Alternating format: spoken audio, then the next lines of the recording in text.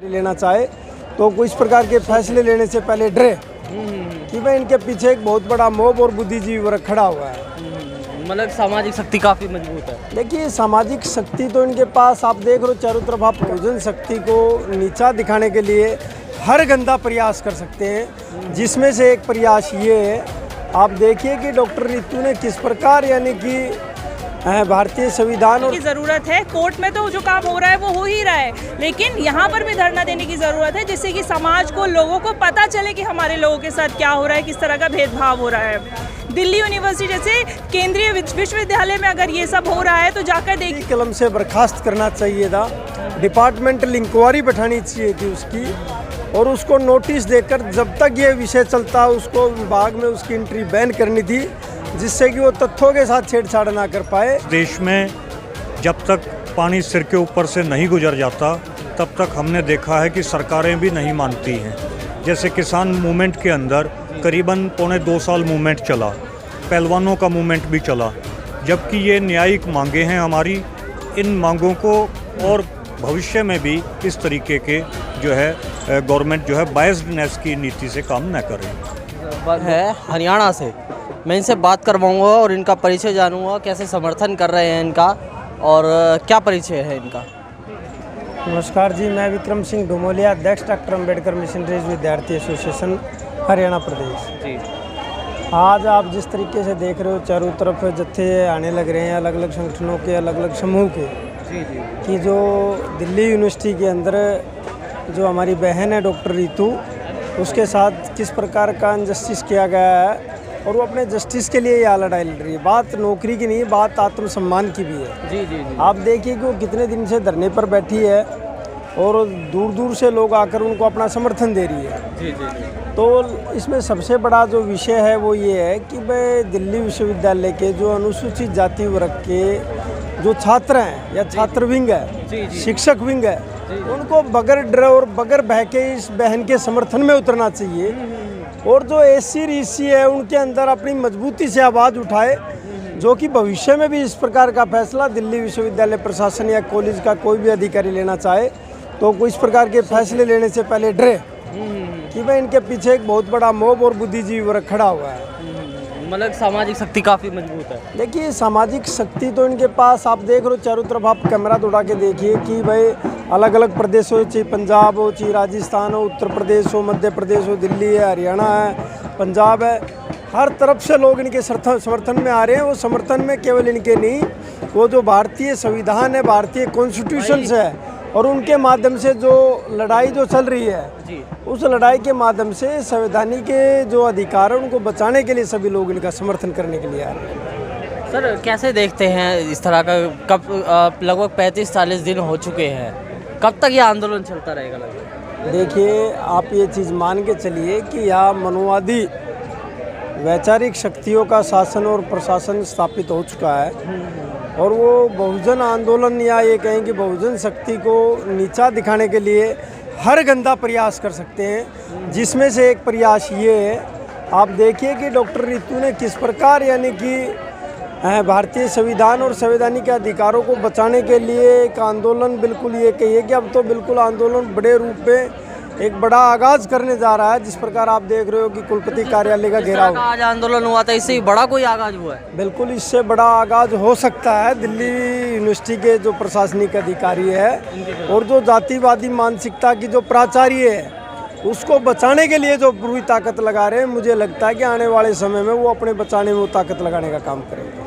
तो कैसे इनमें कहाँ रुकावट हो रही है, इसमें न्याय दिलाने में कौन रुकावट करने का काम कर रहा है? सीधे तौर पे जो मनुवादी ताकतें हैं वो कहीं ना कहीं इस मुखर स्वभाव की जो डॉक्टर रितु है, जो अपनी बात को बड़े अच्छे तरीके से रखती है और जो सीधे तौर पर अनुसूचित जाति परिवार से बिलोंग करती है, तो ये कोई आज की घटना ही नहीं, हज़ारों सालों से प्रतिभाओं को दबाने का एक सिलसिला है।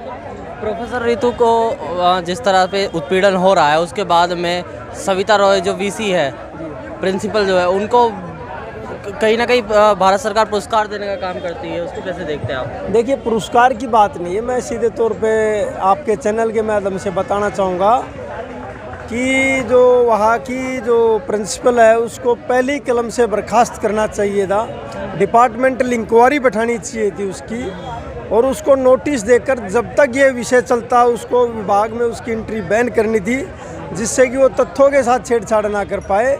और इस प्रकार की यानी कि मानसिकता रखने वाले व्यक्ति या कोई भी महिला है उसको सबक सिखाने का काम करे, जिससे कि भविष्य में वो संवैधानिक गतिविधियों से छेड़छाड़ ना कर पाए। चलिए, तो एक और साथी मेरे साथ में है। सर, एक बार आपका पूरा परिचय जान लूँ। सरदार मनोज सिंह दूहन, मनोज सिंह जी, कहाँ से आए हैं आप? रोहतक हरियाणा से जी। रोहतक हरियाणा से आए हैं इस आंदोलन को लेकर के। क्या कब तक चलेगा ये आंदोलन? देखिए, आंदोलन तो हकीकत में तो चलना ही नहीं चाहिए था, क्योंकि प्रशासन को न्याय करना चाहिए था। लेकिन इस देश में जब तक पानी सिर के ऊपर से नहीं गुजर जाता तब तक हमने देखा है कि सरकारें भी नहीं मानती हैं। जैसे किसान मूवमेंट के अंदर करीबन 2.25 साल मूवमेंट चला, पहलवानों का मूवमेंट भी चला, जबकि ये न्यायिक मांगे हैं हमारी। इन मांगों को मान लेना चाहिए और डॉक्टर रितु को बहाल करना चाहिए, और जो प्रिंसिपल है, वाइस चांसलर है, उनको कानून के हिसाब से सज़ा मिलनी चाहिए।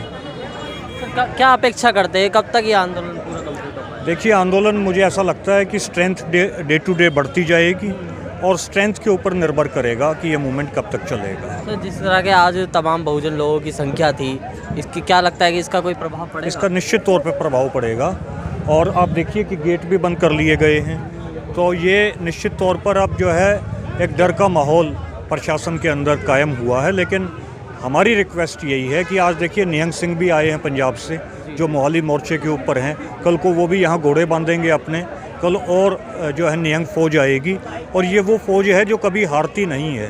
ये 1.25 लाख से एक लड़ने वालों की फौज है। इसलिए मेरी रिक्वेस्ट यही है कि गवर्नमेंट जो है वो डॉक्टर रितु को न्याय दे, इनको बहाल करे, और भविष्य में भी इस तरीके के जो है गवर्नमेंट जो है बायस्डनेस की नीति से काम न करे। सर, एक और सवाल यही निकल के आ रहा है कि यदि इस तरह से चलता रहा तो क्या करेंगे आप लास्ट में? देखिए, हम लोग तो जो संवैधानिक अधिकार है उसको संवैधानिक तरीके से ही प्राप्त करने की हम लोग लड़ाई लड़ेंगे।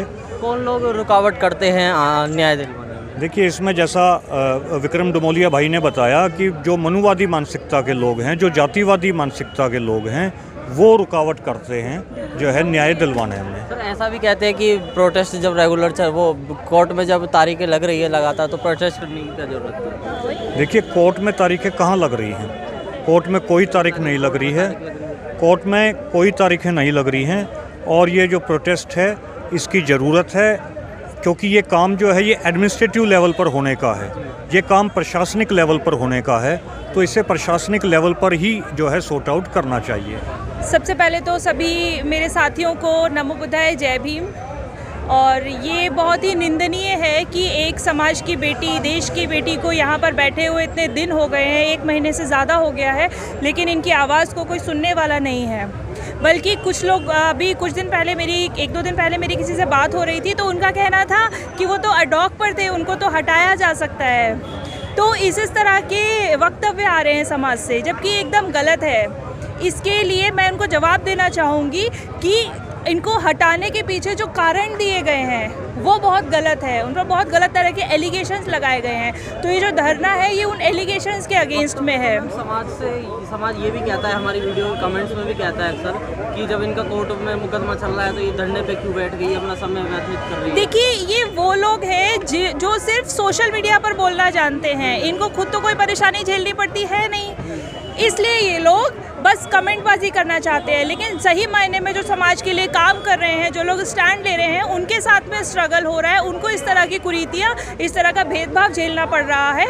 इसलिए यहाँ पर हमें धरना देने की ज़रूरत है। कोर्ट में तो जो काम हो रहा है वो हो ही रहा है, लेकिन यहाँ पर भी धरना देने की ज़रूरत है, जिससे कि समाज को, लोगों को पता चले कि हमारे लोगों के साथ क्या हो रहा है, किस तरह का भेदभाव हो रहा है। दिल्ली यूनिवर्सिटी जैसे केंद्रीय विश्वविद्यालय में अगर ये सब हो रहा है तो जाकर देखिए जो और जगहें हैं, गांव कस्बे हैं, वहाँ पर हमारी बेटियों के साथ, हमारे लोगों के साथ क्या होता होगा। दलित प्रोफेसर्स का क्या स्टैंड है? हमेशा से यही सवाल आ रहा है कि और SC ST OBC के प्रोफेसर्स क्या कर रहे हैं? देखिए, जो लोग काम करना चाहते हैं वो लोग सभी साथ में हैं, सारा समाज साथ में है, और भी आगे काम करेंगे, हमेशा साथ में खड़े रहेंगे रितु जी के।